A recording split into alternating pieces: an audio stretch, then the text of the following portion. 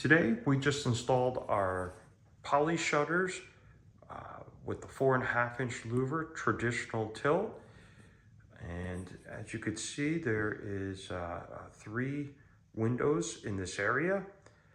The 2 on the sides are single panels.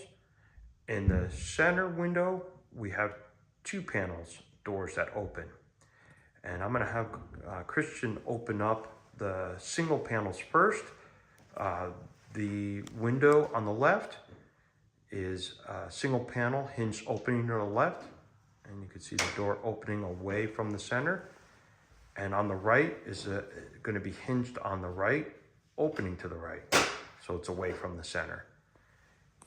The 2 panels in the center are hinged, one left and one right.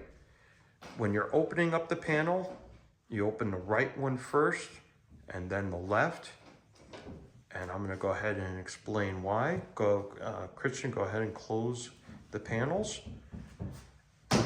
And on the right panel we put what's called an astragal.